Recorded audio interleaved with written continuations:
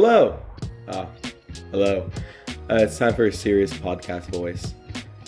Since this is the first episode, I'll do a bit of explaining about who I am, I guess. My name is Eden Aslan. I'm a trans woman, and I'm curious about the world. I know, based on the title of this podcast, it might sound like I'm trying to sound like sell like some self-help pills or something, but this is a podcast chronicling my quest to find the truth of the universe. Because throughout my life, I have spent, since I was like literally since like I was like I could speak, I've always asked anyone who could listen or who wanted to talk to a 6-year-old, like what they thought life is, what they think in general. It feels like every day, like I wake up with like new questions I'm trying to find the answer to. And the way I find the answer to them is by asking others. And so this podcast is about me usually grabbing my friends, but also whoever's around, I guess, and asking them what's been on my mind. Today's topic is about lifelong friends, and it's about like reflecting on life with your lifelong friends. I have my friend Jack Fowler here. Hello. This is Jack Fowler. Podcasting, podcastology. Yes. Of all the people who've known me throughout my life, Jack easily knows me the longest.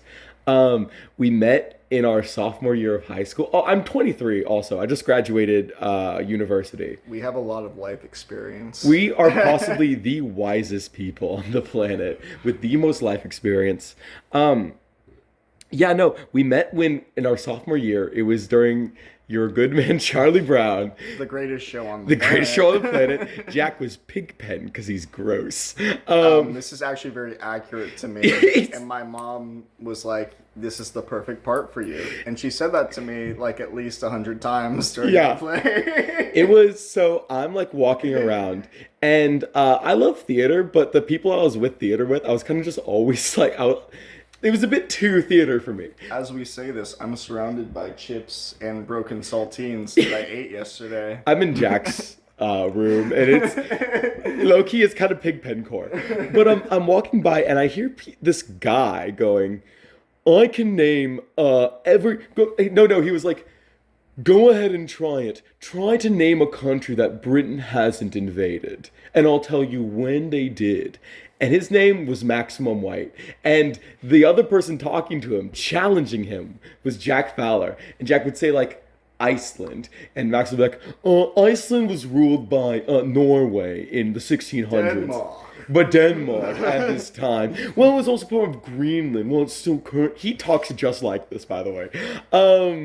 And so I walked by, and I was like, hey, wait a minute.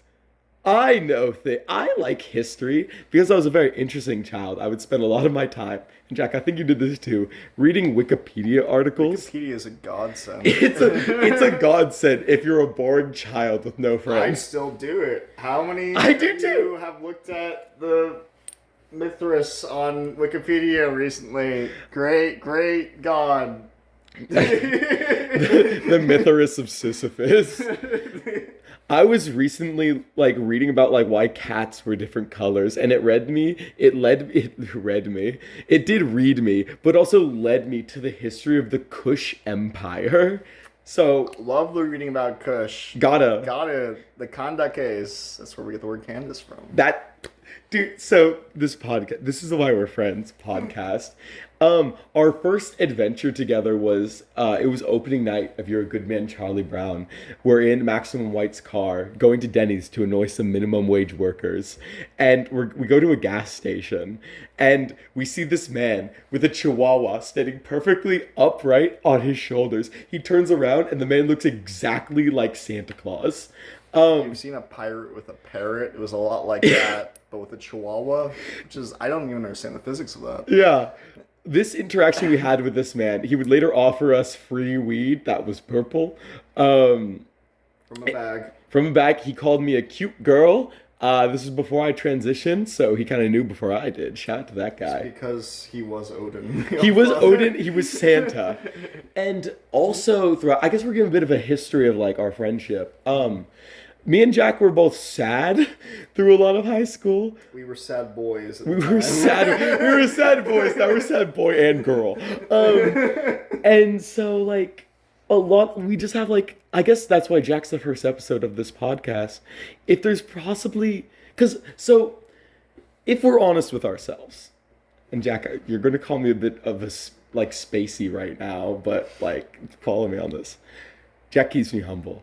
I think if we're honest with ourselves, the essential question every philosophical like study is trying to answer, is interested in, is the question of who am I? And I have recently been trying to figure out who I am in context of how other people know me. And I know a lot of philosophy is trying to escape the gaze of other people, especially the male gaze. Jack Fowler, he, him pronouns. My gaze is terrible. But your gaze is fire. He's bisexual, This is lads. But a lot of people try to escape the gaze of others to find out who they are. A lot of people retreat to like a forest and stuff. And I've done that before. I remember I used to live in a Buddhist temple for an amount of time. Shout out to Plum Village in San Diego. And I've also spent a lot of time like going on like solo camping trips for days on end with nothing. And like I'll leave my phone at home, which would be bad if I died, or if my car did. True. And Be safe, Eden. I see. Well, in life, I never am. But it's because I'm trying to find the truth, dude. And the truth is a pathless land. So, and also a phoneless land. But so I've been recently like, okay, well, I can't find the truth by being by myself. Let's try to find the truth in context of other people. And I'm quite a lonely person. And maybe I'm just like, this is another question I always ask myself, like, am I a bad person? Am I toxic? I don't have like friends from like middle school or elementary school, as like a lot of other people feel like they do. It feels like you're my longest friend from like sophomore year of high school, and some people would probably say that's not that long. Feels like a long ass time to me. It's been a while. We've lived a life. Yeah. Yeah, You're my sister. And you're my brother.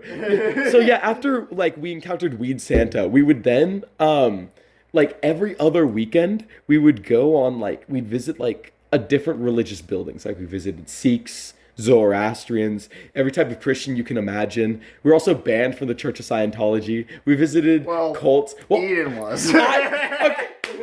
I'm still a proud Scientologist. That's true. Does it flow through me? Or they flow out of me? I don't know. They do what in you?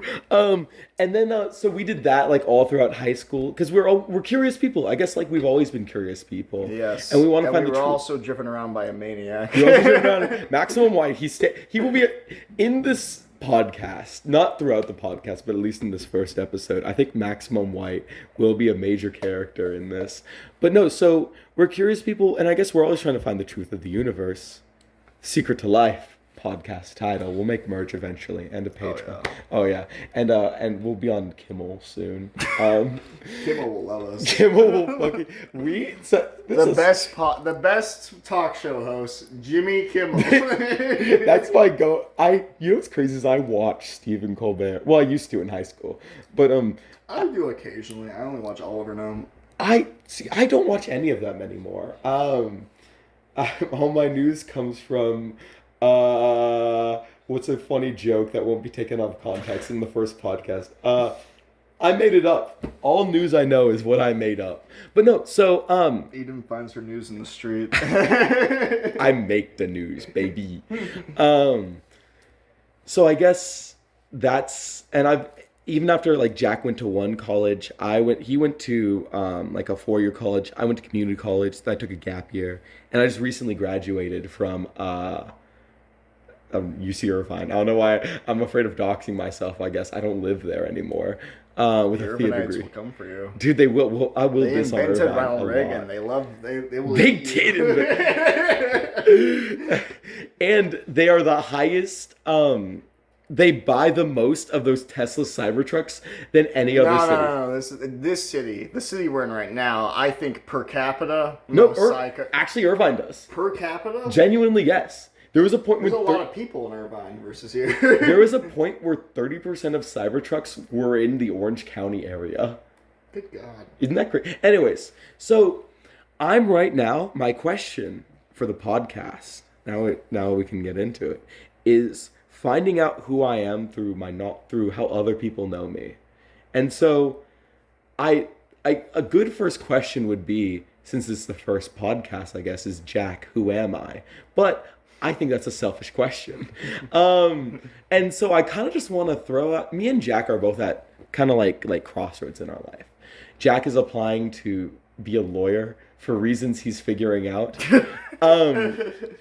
I do have reasons, I swear. I have thought this through.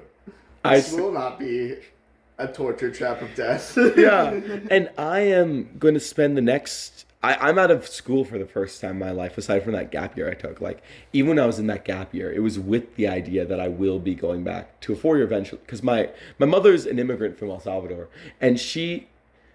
my relationship with my mother is a thing we can get into other episodes, but she really, emotionally needed me to go to a 4-year university and graduate with, a degree. It was, really important to her. And I personally think, maybe you can agree, Jack, that university is daycare for rich people's kids. Oh, yeah. And attending UC Irvine did not change my opinion. But I got that degree for her. She wasn't able to help put me through that university at all, but...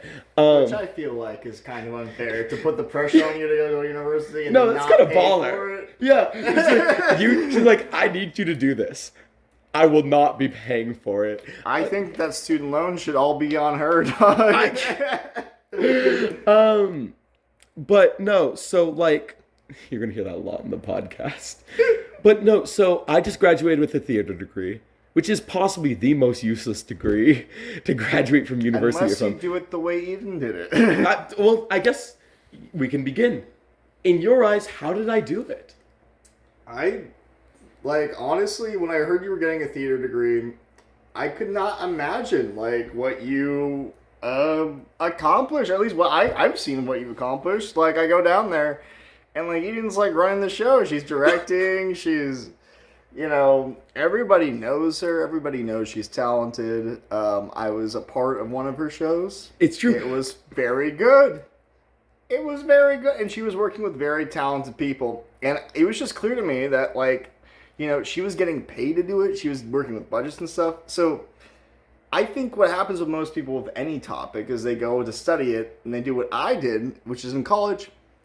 I didn't actually interact with the history major beyond classes. I wrote essays, and I went to class, and I was good at that for the most part, but I didn't, reach out to my professors. I didn't go and do original historical research for the most part. Eden is doing the actual job, did the actual job at Irvine. She directed. That's what my impression of you doing the theater major is. You did it the right way, because I know a lot of people probably just go to do it, and they just act, and they just do nothing else, and they don't... No shade to actors also. I need them. I know, but I feel like if you just... I don't know, there's very few... I feel like there's very few roles for somebody who just can do... I feel like I'm, to an extent, an actor, or I have been at certain points in my life. I can act. I can become a role. I can do stuff on stage. I can say lines. I can't create like Eden does. That's what I'm most impressed with Eden, is that she's able to create and storytell in a way that I don't know if I can't do it. I think I do have a storyteller within me. I do have all this stuff, but I just don't have the capacity to do it on the way that she's able to do it every year. She's able to get things out there. She's able to get her soul out in front of people, and that's very incredible. Thank you. I will now lower the gun I had in your head to make you say that. Yeah, there was a lot of weaponry. There's actually no weaponry. Instead, we're surrounded by jerseys. Some people are very impressed with those jerseys. I'm not one of those people, but there are people who go down there and hear and they're like, "You have that jersey on that wall? Wow." That's a baller. But we'll find out who we are through baseball. Neither of us are sports people. Also, no. I'm so sorry. I love volleyball though. I'm a killer at volleyball. I like to think. I feel like I'd be impressed if there was Darth Vader's hand or something on the wall. You do have a crazy statue of the Predator that you got in Mexico. Yeah, I haven't actually watched The Predator. I haven't either. But that statue was awesome. Yeah. So, I'm trying to find the secrets to the universe. And today, I woke up with a question. Also, I'd like to acknowledge another thing. That I don't know if there is a truth to the universe. We were both raised Catholic, right? Oh, yeah.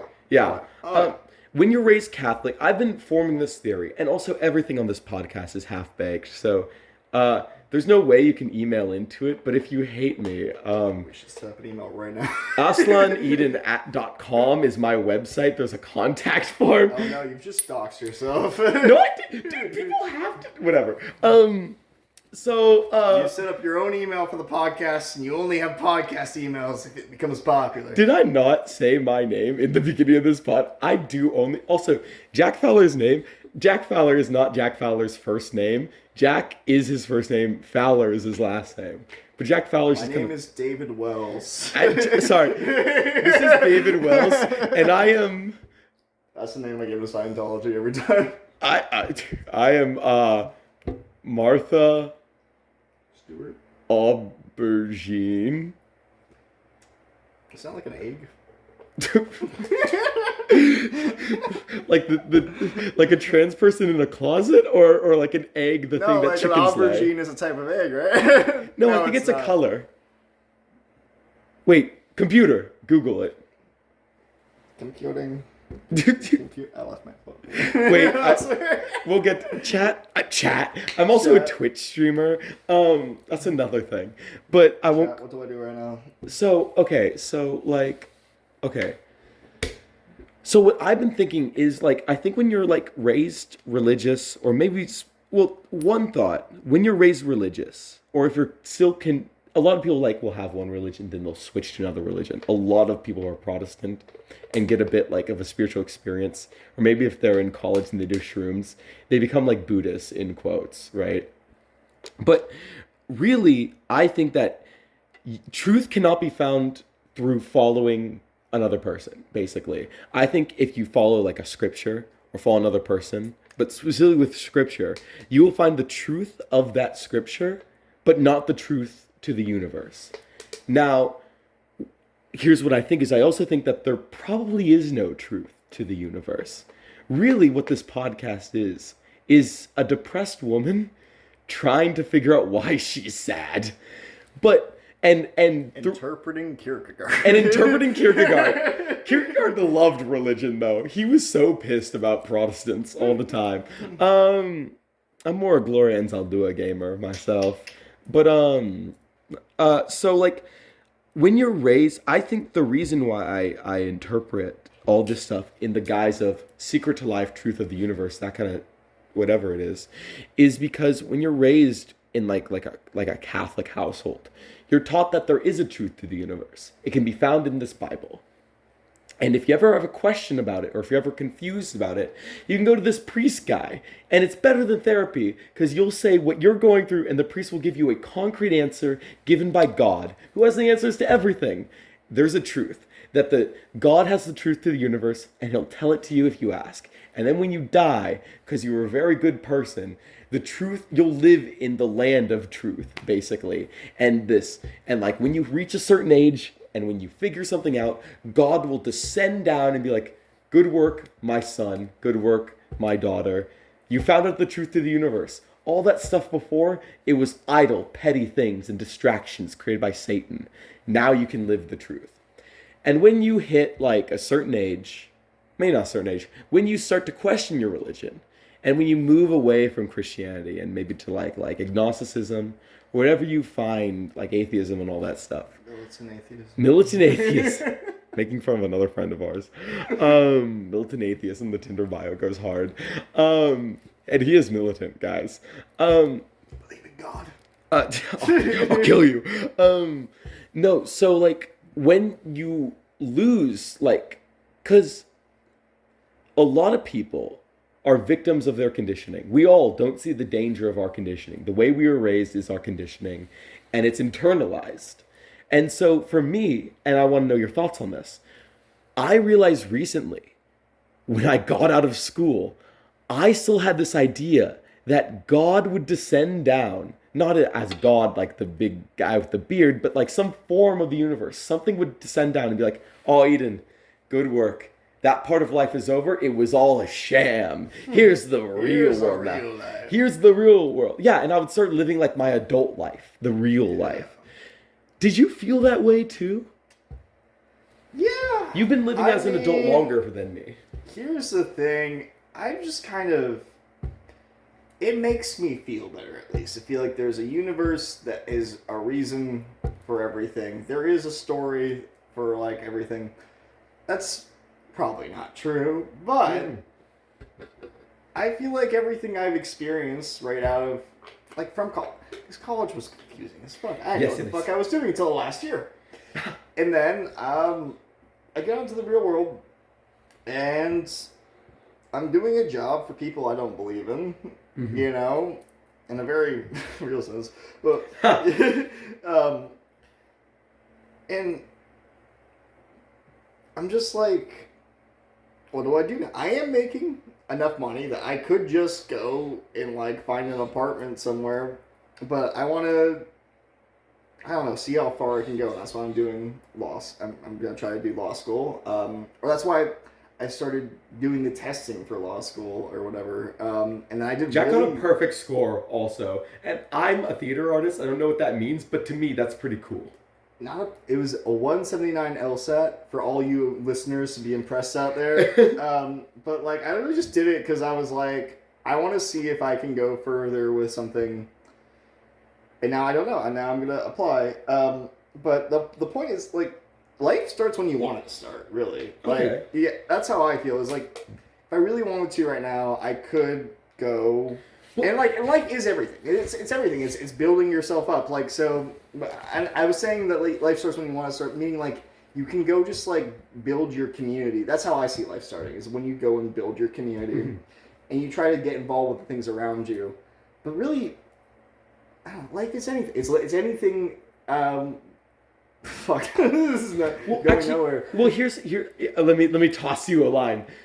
What is life? Like okay, in my sense, when you say, like, life can begin anywhere, what is, like, life? Like, what is it supposed to feel like? Because I don't what your know. idea of life is. Like, I always have pictured myself getting really involved in the community from a standpoint where, like, I feel like, for me, career comes first in, like, building the block of a life, just because that's your stability, that's your income, that's what a lot of people, like.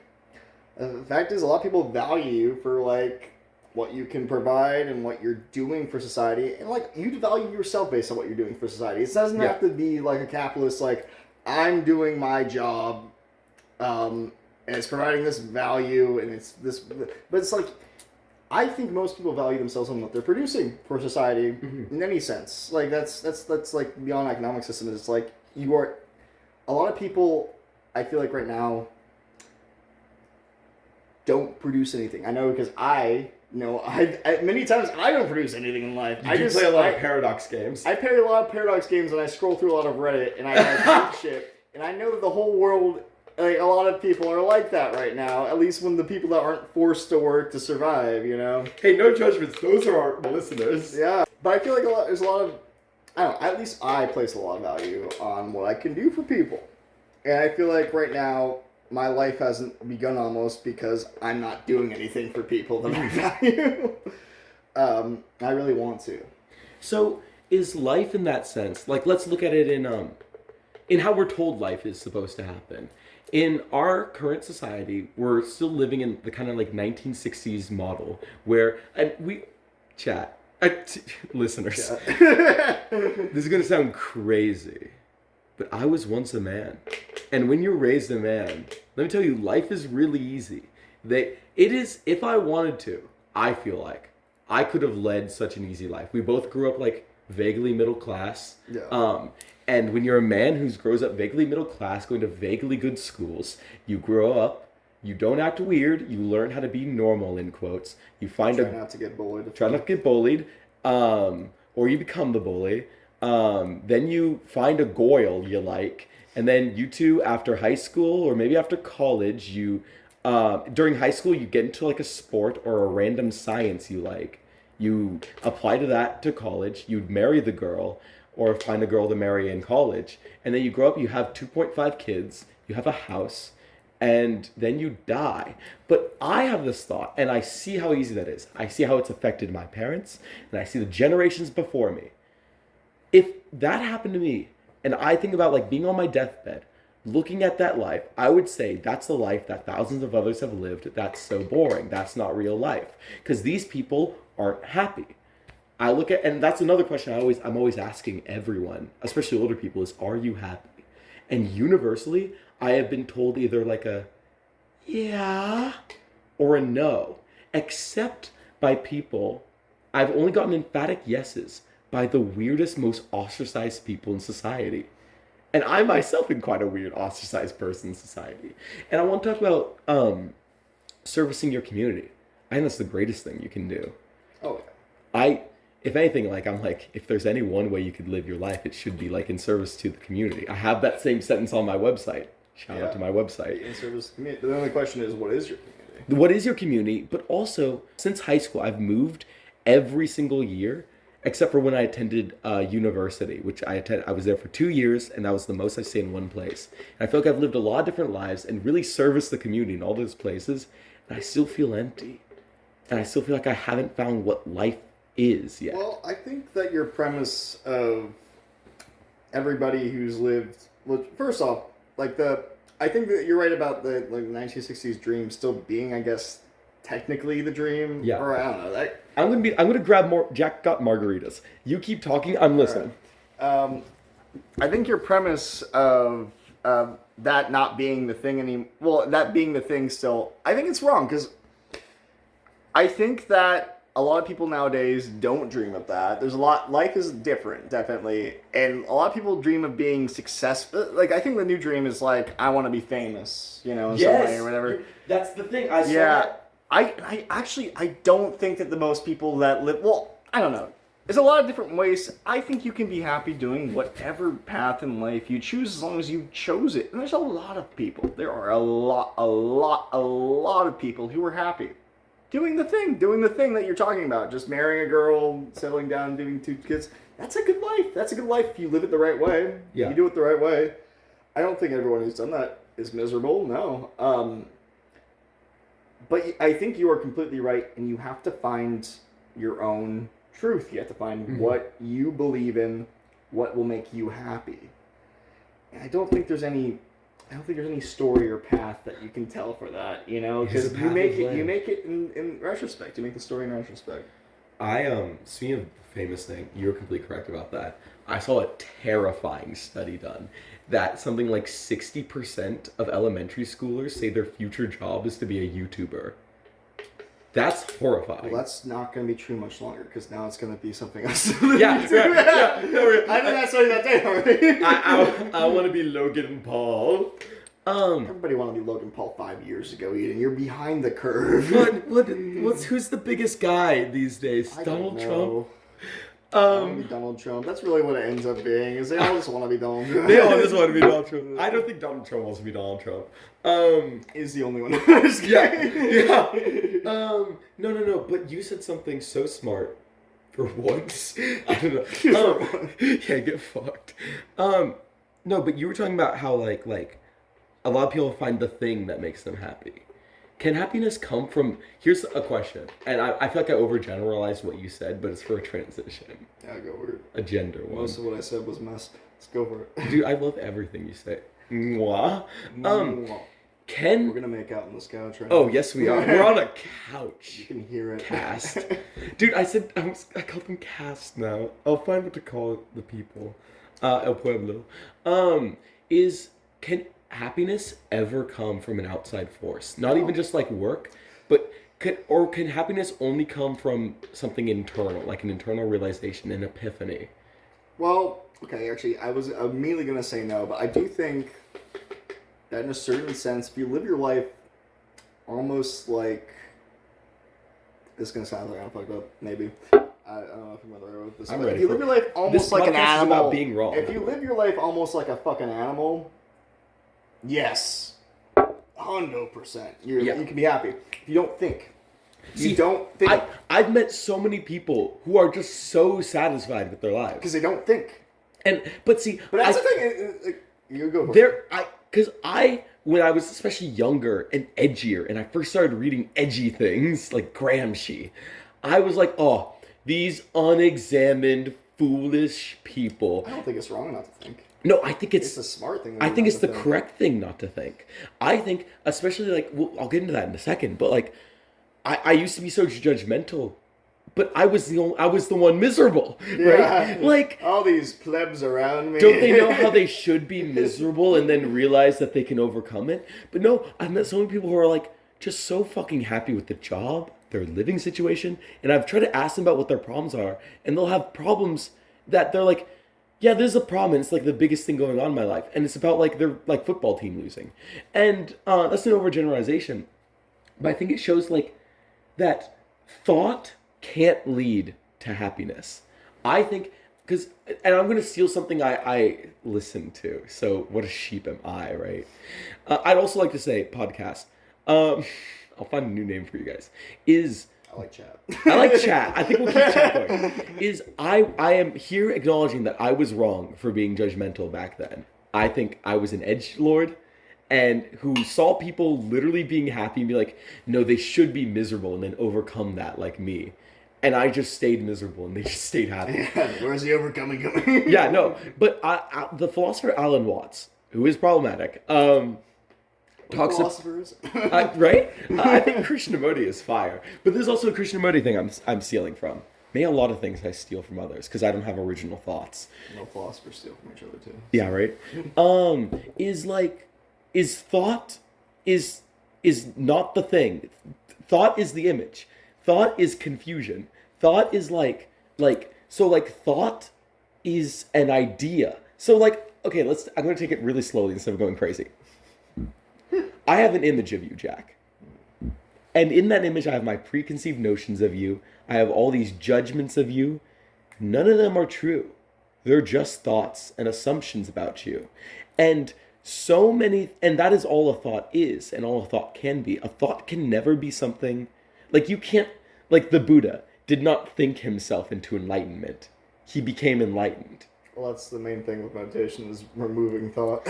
I know, but here's the thing, is that I've known that for so long, but I can't stop thinking. I have my entire life struggled to turn my brain off. Well, I disagree with the Buddhist. Oh, I don't know. I don't know enough about Buddhism, honestly, to speak too much on it. But Yeah. I will say I always have disagreed with the notion that the best way to be is without thought completely. Or that's at least how I've understood nirvana, is to be able to be without the troubles of the world. Because I think the troubles of the world fucking matter a whole fucking lot. And I think that there's a lot of... You need to think. Mm-hmm. You need to think. I mean, you don't need to think. Okay, I think you need to think when you're like driving a car, remembering to go to work that day, or remembering where you live. Well, I don't know, because I think that, like, a lot of... I think thought takes us out of the present moment, though. And you can only find happiness in the present moment. Oh, yeah. If your only goal is happiness, which I think is not always the only goal. Then tell me another goal. Another goal? I don't know. Happiness, I think, can be a selfish motivation, because you can find happiness through just not thinking. But a lot of people who don't think in this world and who are truly happy haven't had to think, because, like, I have a hard time imagining a world where everyone has the privilege of not thinking. And I will note that I do think a type of not thinking, which kind of sounds fucked up, is when you are in a situation where you are completely deprived of things. Yes. A lot of very poor people are very happy, because if you are really working for the basic necessities of your life, if you are like, man, I just got this food from my hard work, now I'm eating this food, and my children are eating this food, I feel great. No, or at least to extent. Because if you let thought creep in and you realize that you're fucking fucked by our horrible society and there's nothing you can do. But like it's like all of history is like that though. Like any person, like and that's the thing is like I think there's room for thought because you can improve society. I don't know to what extent it can be improved, but like it's miserable people who improve society. I think. It's not happy people. I feel like there's probably a lot of I'm happy quite a miserable person. Trump voters. I don't know. I think A Trump lot of voters them are very vibing, a lot of them are very miserable, but Yeah. some of them are fucking happy as shit, Yeah. dude. So I don't know. I think there's a balance. I think there's a balance to be struck. I think you can be both a thoughtful person and happy, but it is harder. And I think that's better than being just a happy person who doesn't think at all. So, how do we find out who we are? Are we? Here's a question. Are we? There's my question basically. Is is our personalities, how we see ourselves, something made up by thought and we're something so much deeper? Is there anything deeper than who we are? What and baseline, what the fuck are we? Oh, we're meat machines. Tell me more, my lifelong friend. I don't know. I don't know who I am. I feel like like Yeah. I have right. Just like you're right. You have preconceived notions and judgments of me. I think we all have preconceived notions and judgments of ourselves, as well as other people. And I can tell you very much so that I'm very much a person who I feel like the self is this inner monologue in my head. It's thinking and stuff. But I don't think that's the self. I think I used to identify so hard with my inner monologue. But then I also started realizing I'm like, my inner monologue is actually not even my own thoughts. My true inner monologue is buried underneath years of conditioning, both from society, from everything. Who truly are we? I mean, I think that my thoughts are to an extent my inner monologue, but I don't think my thoughts line up with who I am. Are we our thoughts? That's a good things base happen question. to me. Yeah. And my head says one thing, and I'm thinking one thing, and my body is reacting in a completely different way. My actions are completely different from how I'm thinking. Yeah, I do actions, and I do them like, that was bad. I knew that was bad, and I did it. Yeah, and it's like a difference between knowing something's bad and still doing it because you have a reason, and there's a difference between for example, there's been a lot of times where my inner monologue almost never feels sad, and I'm always I feel like I'm Really? it does feel sad about certain things, very self-pitying things usually, Yeah. but they're not I don't know. Sometimes I'm almost I think there's some weird relationship with me and my emotions, but Real. but if something really sad happens to me, I might start crying, and my inner monologue is like, "What are you doing?" Me too. Yeah. I'm like, my inner monologue is like, come on. Yeah, and I'm truly not feeling any sadness, at least in the brain, but then my whole body is feeling that. And yeah. then I feel like I'm lying to Yeah. myself. But I'm crying for attention to no one. yeah, I don't know, yeah. Or I'll do things in anger that I'm like, "What are you doing?" Do you ever, when you're... So, they say in a relationship, the hardest part is the fear of being known, right? I'm currently single. But you've been in a relationship, you're coming up on 2 years now or a year? It'll be 2 years in February. Okay, that's a long ass time. A year and a half we're Yeah, at. a year and a half, yeah. My birthday. So actually, my longest relationship and your current relationship are at the same amount of time right now. Really? And do you ever get this feeling? Yeah, really, isn't that crazy? Yeah. You're gonna break up. That's fucked up for me to say. I'm gonna make Sophie listen to this now. But do you ever feel like your partner doesn't know who you are? Like you've almost like this version of yourself that you've presented and that they've grown to love, you're no longer, and that you're like, what do I do? Because you're both confused. Like, well, they don't know me, but I also don't know myself. So who the fuck am? What the fuck am I feeling? I don't know. It's been interesting being in a relationship because It's your first, right? I've never been in one before, and I think in a lot of ways it's just made me. I feel like you just don't know a lot of things. So your relationship. I don't even know if I can say what those things are, but I've always known that I need a relationship just to fucking tone my shit down. And all throughout, college and high school, I couldn't do it because I was a weird fuck. Yeah, we're both fucking weirdos. Yeah. But I'm a kind of, the meme that's like me and the bitch I bagged by being goofy. That's me. People really love falling in love with me for how fucking weird I am.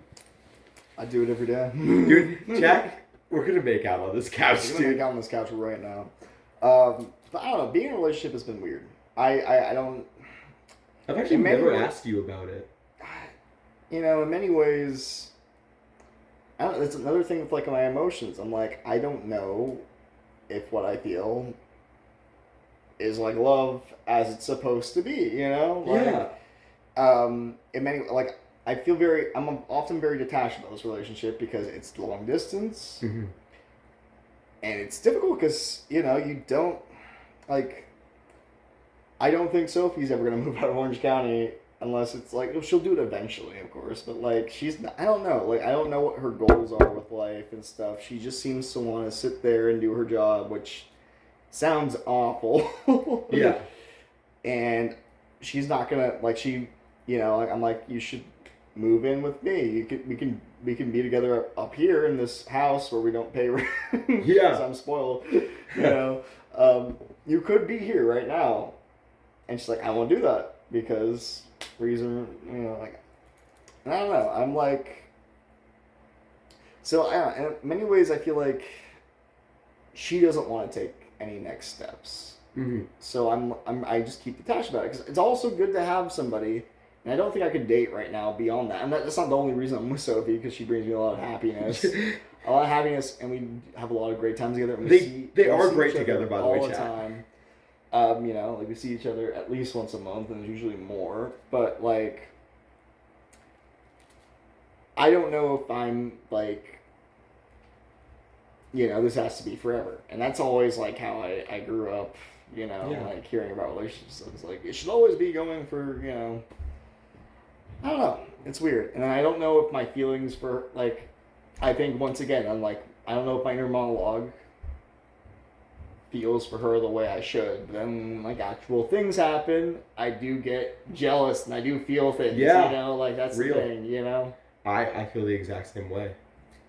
Do you ever ask yourself the question, am I a sociopath? I have a couple times. I think I've realized that it's not true. I've asked myself a lot of things, you know. I don't know what I am, I guess. Yeah. I've been convinced multiple times I'm like super autistic. Look, you are, but I am too. No, like, I guess speak on that because you know me for so long. Jack, and I guess anyone who knows me for an amount of time, will get an Eden conversation, and for Jack it happens every year, sometimes every few months, where I call and I say, Jack, they say, how are you? And I go, I'm fine, but I think I just realized that I'm a bad person.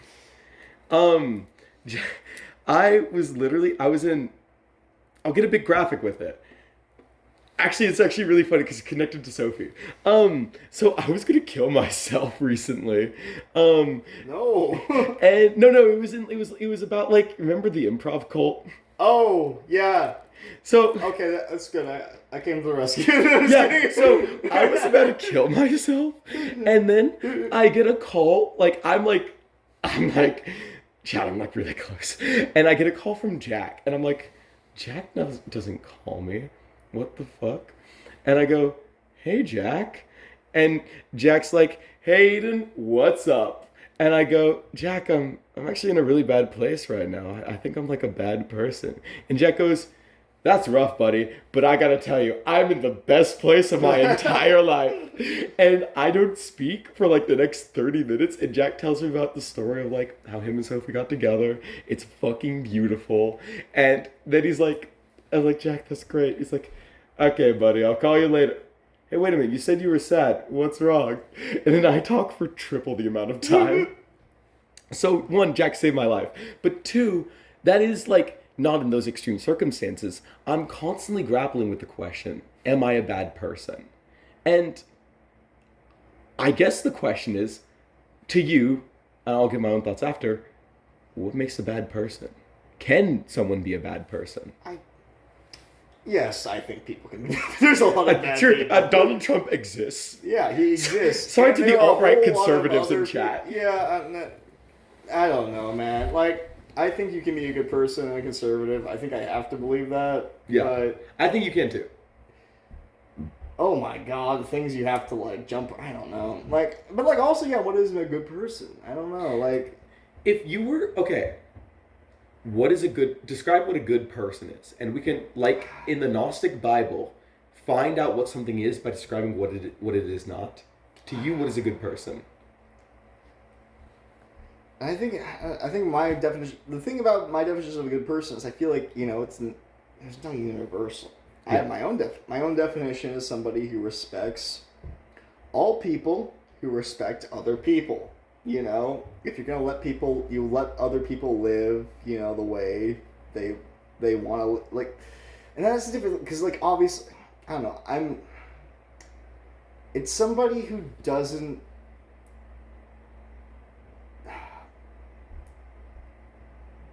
It's difficult. It's somebody who.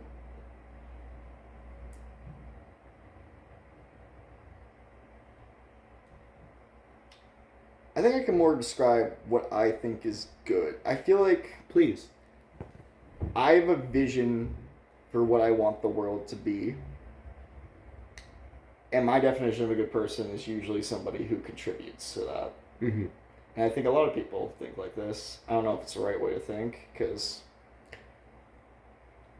a lot of people have very fucked up visions of what the world should be. I just really like my version of what the world should be, where there's a whole lot of wonderful people living happy lives who are very different. Mm-hmm. And they're living their own different lives in all these different ways. And they're all contributing amazing things in whatever way they can, I love a lot of things that have come out of. I know Eden hates our modern society. I fucking love our modern society. I do hate our modern society. I love it. And it is flawed as fuck. It is a mess, but so many beautiful things come out of it. I love those things, and that's what I want, Chat, I've often described... Jack's asking what my ideal world is, and I'm like, a world where there's a time machine. I go back in time and I kill Christopher Columbus, and then the rest continues from there. So I don't. It's not, the word ideal doesn't even describe my ideal world. It's like fairy tale land. Yeah, and I think anybody who wants to go back in time and change the world, I think that's kind of a big misguided ideal. I think it is too. But dude, that's so much a conservatism. But I just kill Christopher Columbus. I mean, that's true. There are many times I just want to go back in time and just change something. Yeah. Well, we love paradox games. Oh, I would love that. Yeah. I'm a bit of a hoi-foi enjoyer myself. But the truth is, we can't change things. No. And we have to find the things that we love in our world. And I love so many things about our world. And that's what I've come to, because I've spent a lot of time being like, if only I could have gone back in time and gotten rid of Ronald Reagan. Oh, I think that if only I could go back in time and not tell that girl I loved her or something. So much time. That's a lot deeper. Because it's not, we think we care about politics and history, but all of that is it's all personal. It's all a construct in your mind, you know. But the true stuff is I want to go back in time and stop that version of me that did those horrible things. Yeah. And you're like, oh wait, but then if I did, there's the paradox. So if I did that, I wouldn't have been the person I am now, who wouldn't do those terrible things, or I at least hope I wouldn't do those terrible things. Since I literally remember, I was in elementary school. I was 8 years old. And I was in the car being driven home, and I realized, I was like, wait, if only I could go back in time. And that ruined the rest of my life. Once you start putting yourself in different timelines, different people's shoes. Oh, and I'm a writer, dude. I'm always thinking about all timelines. Oh my gosh. Yeah, I would make myself very sad just because I pretend I was a character in the book, or I pretend I was, somebody a lot less fortunate than me as a kid or whatever, and I fucking start bawling. Yeah. Yeah. Real. And I guess that goes to another thing is why do we, why does our brain do that? I think it's a good thing. You do? It's a good instinct. It's a good instinct because it's survival. Otherwise we wouldn't care about each other. Mm-hmm. I don't think the people who don't think, I mean, they do care, sorry, I'm getting too, I think my definition of people who don't think is too broad. There's a certain type of people who don't think. You are getting dangerously close to saying sheeple. The sheeple, no. No, I'm just thinking that there's a lot of people who don't really relate. They do care. Let's say live They an do care, unexamined life. but they That's the don't. Kierkegaard term. Here's what I think. So for example, like conservatives, I think a lot of conservative people, this may not be true, but I think a lot of conservative people love the people in their lives. They fucking love them. I think so too. They love all the people in their lives. They cannot imagine what it's like to be any of the people in their lives. But they love them because they make them happy. Mm-hmm. But they can't put themselves in another person's They're life. a possession that makes their own life better. I don't think it's that fucked up. But yeah, like to an extent, yeah. What is time? It's the only thing that makes meaning. Wait, actually, I want to say something more about time travel. Okay. I used to, and tell me if you relate. Also, do you ever play the game Life is Strange? I've not, but I watch a lot of Doctor Who, and I also know Life is Strange. Dude, Life is Strange is literally a game where it's about, like... You can change the timelines. No, like, literally, like, what if you had a bad social interaction and you just went back in time and didn't have that? And to me, I was like, what a miracle yes. that would be. What a miracle. But no. If I could take that superpower right now, I would do it. I do think it would erase all meaning in my life, and it would be a bad thing for me, but I'd take it. Jack, I've, like... Actually, wait. No, the way I talk to you wouldn't change a bit. But no. So, I realized, I was like, I think... everything that happens in the world is meant to happen. Because I used to believe in, like, multiverse theory. Yeah. I used to think, like, oh, if only I lived in the timeline where I didn't do this. But I think, literally, time is this one thing. It's meaning. It is meaning. And it's also, like literally, everything that happens, that's how it was always going to happen, and there's not a thing you can do. Beautiful? Isn't that fucking beautiful? Because here's the thing. Chat, you're going to hear me standing up. Jack knows this. And all my other friends know this, unfortunately.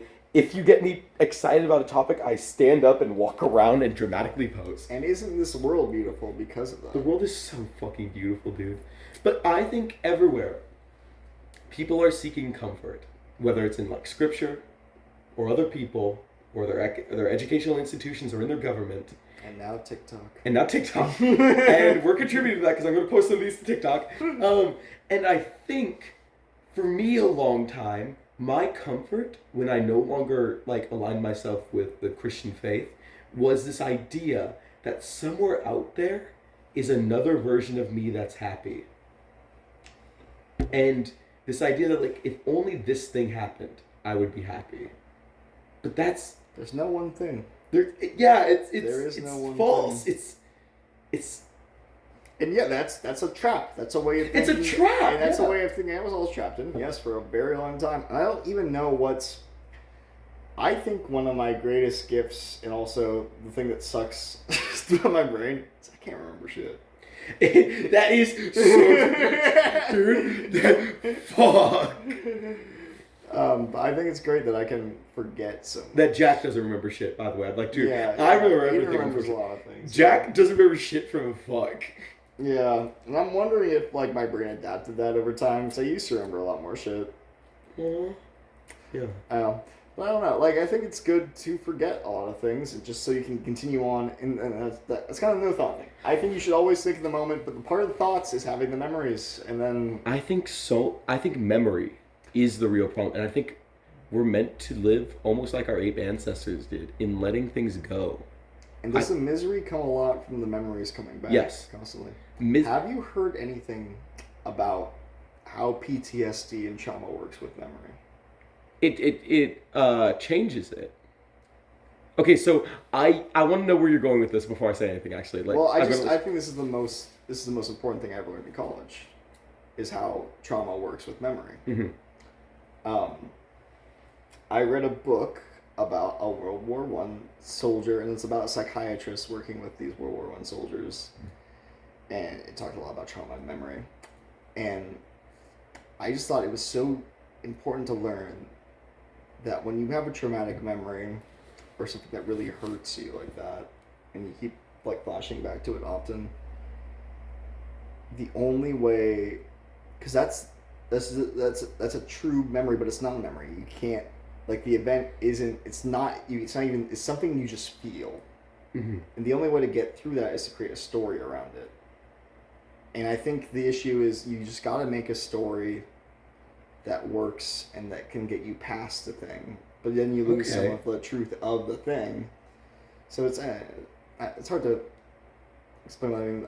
It's helped me a lot to get through a lot of things that were very painful, to realize that by turning them into stories, I can make them slightly less painful. And over time, those stories just become part of you and they fade, and then it's okay. In the greatest philosophical work of our time, Soul Eater, the anime, they say that a sound soul dwells within a sound mind and a sound body, and they, this actually, I promise this isn't just a meme. They show this with the image of someone taking like a traumatized soul basically and eating it. And I've been using that image for myself, where I'll take a traumatic story from my past, and I'll put it into a ball, and I'll swallow it in me. It's almost like passing like a stone almost. I think a lot of trauma and memory is because it's stuck in us. Yeah. But we gotta pass it like it's a shit. Here's another thing. I've always, before I even heard about the traumatic memory thing, I've always pictured a golden kind of sea in my mind that I just kind of Tell me. go to, just calmingness, And you can put a memory in that sea and it kind of dissolves almost. And, I think of the River Lethe in Greek mythology. God, we're such nerds. Yeah, we're terrible. This podcast will have one listener, and that one listener will be someone who loves every single one of our references. Wow. I think I should bring back the Kandakes. They were the queens of Kush. Yeah. Sorry, but you were talking about the Golden River. Yeah, well, that's basically it, I just would picture a golden thing. Because in the past, before that, I used to use imagination to make the pain worse. Yeah, me too. Yeah.